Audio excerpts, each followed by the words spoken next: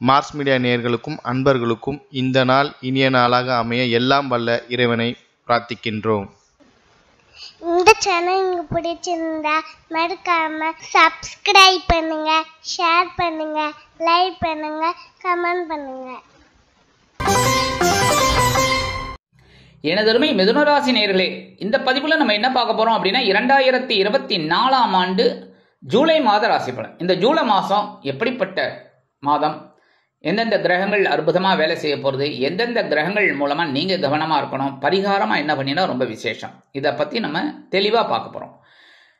இந்த உங்களோட ராசிநாதனும் சுகாதிபதியுமான புத பகவான் தனவாக்கு குடும்பஸ்தானத்துல அற்புதமா சஞ்சாரம் பண்றார். புத பகவான் இந்த மிதுனராசி நேயர்களே பாத்தீங்கன்னாலே, எதை வச்சு நீங்க உழைச்சு ஒரு முன்னேற்றம் அடையணும் அப்படின்னு நினைச்சா உங்களோட புத்தி, அதை வச்சே சம்பாதிக்கணும்னு நினைப்பீங்க. அந்த புத்தி ஏன்னா உங்களோட ராசிநாதன் புத பகவான். அதனால சில பேருக்கு நிறைய நடக்கலையே, எனக்கு ரொம்ப நான் கஷ்டத்தில் இருக்கேன் அப்படி இப்படின்னு நீங்களாம் நிறைய பேர் என்கிட்ட ஃபோன் பண்ணி சொல்றீங்க, வாட்ஸ்அப்பில் இது பண்ணுறீங்க. கண்டிப்பாக மிதுனராசி நேயர்கள் இன்னும் பெரிய அளவில் ஒரு முன்னேற்றம் வரல.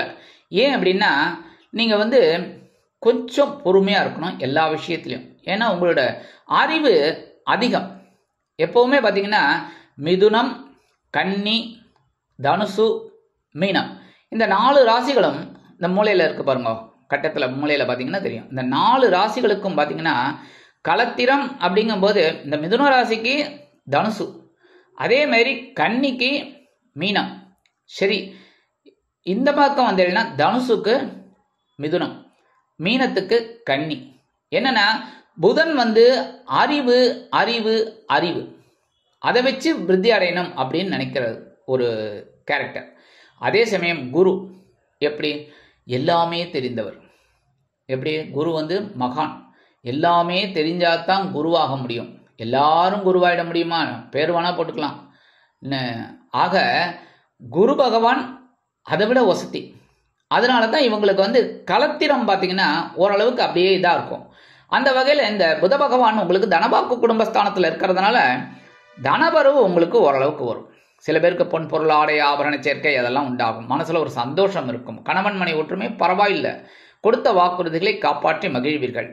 உற்றார் உறவினர்கள் ஆதரவாக இருப்பார்கள்.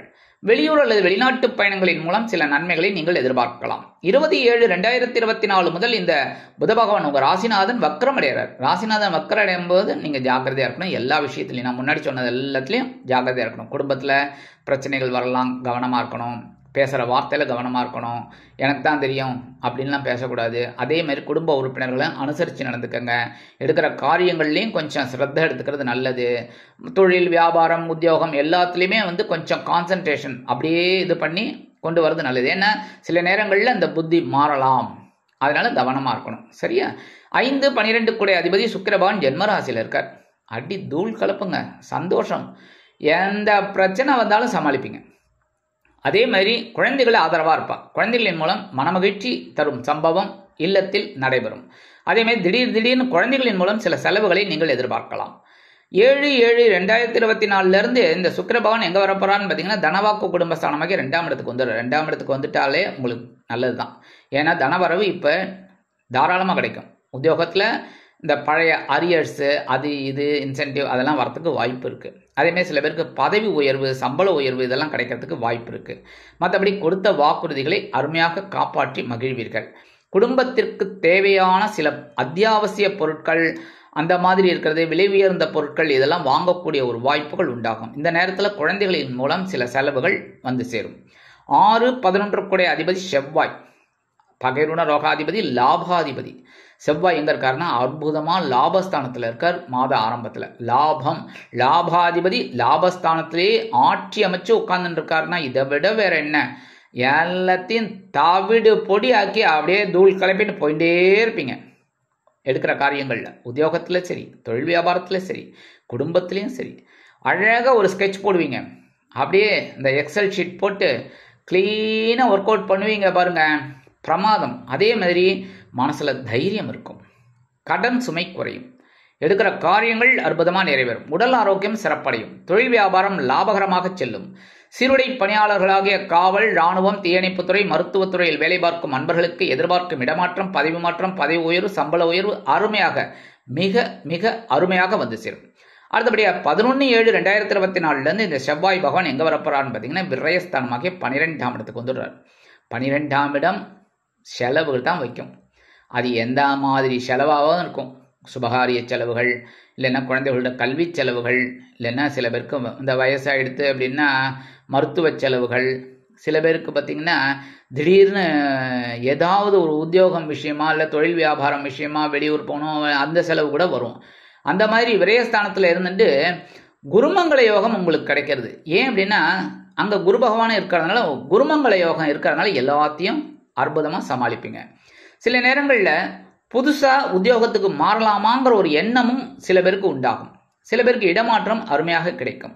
அடுத்தபடியாக சகாயாதிபதி, 3ஆம் இடத்து அதிபதி, வீரியம், ஜெயம் எல்லாத்துக்கும் அதிபதி சூரிய பகவான் எங்கே இருக்காருன்னா ஜென்மராசி. திடீர்னு கோபம் வருது. கரெக்டாக கொஞ்சம் கவனமாக இருக்கணும். பேசுகிற வார்த்தையில் கோபத்தெல்லாம் கொஞ்சம் குறைச்சிக்கோங்க. அதேமாரி உத்தியோகத்துலேயும் சிடுசிடுன்னுலாம் இருக்கக்கூடாது. மேலதிகாரிகள் எல்லாம் அனுசரித்து போங்க. தொழில் வியாபாரத்துலேயும் கொஞ்சம் கவனமாக இருங்க. எடுக்கிற காரியங்களில் முக்கியமாக உடல் ஆரோக்கியத்தில் கொஞ்சம் சிறப்பாக்கறை எடுத்துக்கிறது நல்லது. சில நேரங்களில் இந்த தைரியம் கொஞ்சம் குறையலாம். என்னடா அது அப்படிங்கிற மாதிரி அந்த தைரியத்தை இழக்காம நீங்க உங்க முயற்சிகளை மேற்கொண்டீங்கன்னா கண்டிப்பா நன்மைகள் உங்களுக்கு உண்டாகும். 17/7/2024 இந்த சூரிய பகவான் தனவாக்கு குடும்பஸ்தானத்துக்கு வந்துடுறார். கடகத்துக்கு தட்சிணாயனம் ஆரம்பிச்சிடுறது. தட்சிணாயனம் ஆரம்பிச்சுடுத்து அப்படின்னாலே அற்புதமான ஒரு முன்னேற்றம் உங்களுக்கு கண்டிப்பாக கிடைக்கும். ஏன்னா 2ஆம் இடம் அப்படிங்கும்போது இப்போ விட்டு போன தனவரவெல்லாம் உங்களுக்கு வரத்துக்கு வாய்ப்புகள் இருக்குது. அது உத்தியோகத்துலேயும் சரி, தொழில் வியாபாரத்துலேயும் சரி, நீங்கள் எதிர்பார்த்த அந்த ஒரு முன்னேற்றமெல்லாம் இப்போ வரத்துக்கு வாய்ப்பு இருக்குங்க. இந்த நேரத்தில் நீங்கள் சொல்கிற பேச்சு கரெக்டாக இருக்கும். வாக்கு பலிதம் சொல்லுவாங்க பார்த்தீங்களா. வாக்கு சுத்தம், வாக்கு பலிதம் ரெண்டும். வாக்கு சுத்தம் அப்படிங்கிறது என்னென்னா வாக்கு பலிதம் முடிஞ்ச ஒன்று தான். ஏன்னா இப்போ ஒரு விஷயம் ஒன்று சொல்கிறோம் அப்படின்னா இது நடக்கும் அப்படின்னு நீங்கள் சொல்லுவீங்க. அது சொல்கிறது வாக்கு சுத்தம். அடுத்தது அது முடிஞ்சிடுது அப்படின்னா வாக்கு பலிதம். ஆக இந்த வாக்கு பலிதம் உங்களுக்கு கண்டிப்பாக கிடைக்கும். அடுத்தபடியாக 7-10 கூடிய அதிபதி குரு பகவான் விரயஸ்தானத்தில் இருக்கார். ஏற்கனவே செலவு போயிட்டே இருக்கா, இல்லைன்னுலாம் சொல்ல முடியாது. மிதுனராசி நேயர்கள் நீங்கள் அதெல்லாம் எனக்கு செலவே ஆகலை, எல்லாம் நான் அப்படியே பேங்க்கில் போட்டு வைக்கிறேன் அப்படின்லாம் சொல்லக்கூடாது. பேங்க்கில் போட்டு வைப்பீங்க, அடுத்து ஜிபே அது இதுன்னு பண்ணிட்டு செலவு பண்ணிட்டு இருப்பீங்க. ஒரு ஹோட்டல் அது இதுன்னு போயிட்டு அந்த மாதிரிலாம் சில பேருக்கு செலவு, சில பேருக்கு சுபகாரிய செலவு, சில பேருக்கு மருத்துவ செலவுகள் இப்படி வந்துட்டு இருக்கு.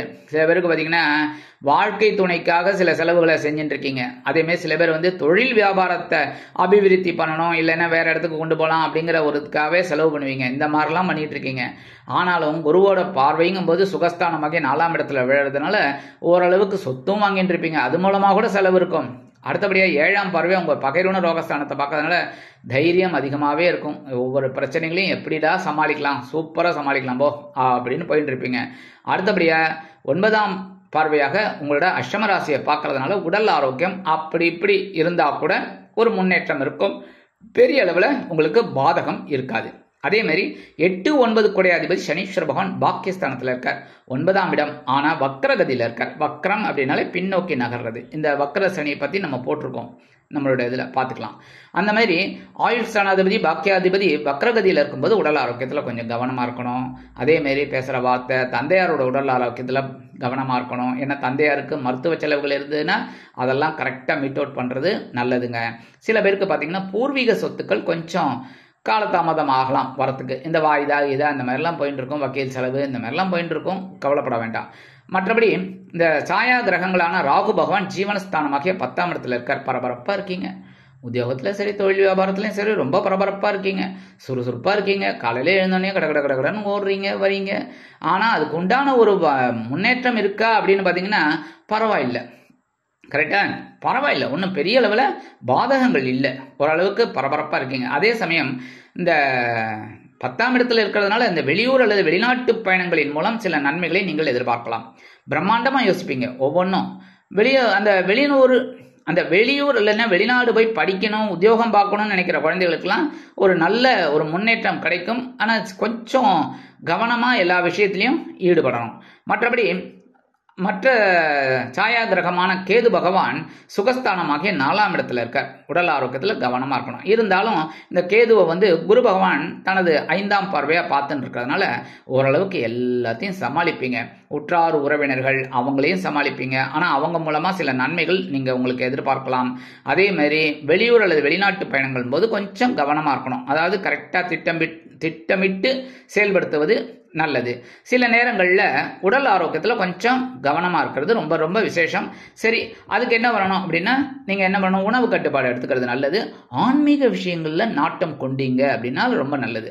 இந்த கோயிலுக்கு போகிறது, கோவில் திருப்பணிகளில் ஈடுபடுறது, இந்த மாதிரிலாம் பண்ணுறது ரொம்ப விசேஷமான பலன்களை உங்களுக்கு கண்டிப்பாக கொடுக்கும். சரி, பரிகாரமாக என்ன பண்ணினா ரொம்ப விசேஷம். இந்த மாதம் அப்படியே தள்ளிடலாம். ஏன்னா எல்லா மாதமும் எல்லாருமே தள்ளிக்கிட்டு தான் இருக்கும். எல்லாம் உருட்டி பரட்டிக்கிட்டு தான் போயிட்டு இருக்கு. கரெக்டா? அந்த வகையில் பரிகாரமாக என்ன பண்ணினா ரொம்ப விசேஷம்னா இந்த ராகு கேது பிரீத்திக்காக புற்றுக்கோயில் போயிட்டு வருது நல்லது. சரியா? புற்றுக்கோயில் போயிட்டு வருது ரொம்ப நல்லது. செவ்வாய்க்கிழமை, வெள்ளிக்கிழமை, ஞாயிற்றுக்கிழமை இந்த 3 நாள் போகிறது ரொம்ப விசேஷம். அப்படி முடியாத பட்சத்தில் கண்டிப்பாக ஒரு நாள் போயிட்டு நாக வழிபாடு, அம்பாள் வழிபாடு பண்ணுறது ரொம்ப விசேஷமான பலன்களை கொடுக்கும். இந்த மனசில் இருக்கிற கவலைகள் குறைகள் கண்டிப்பாக குறையும்.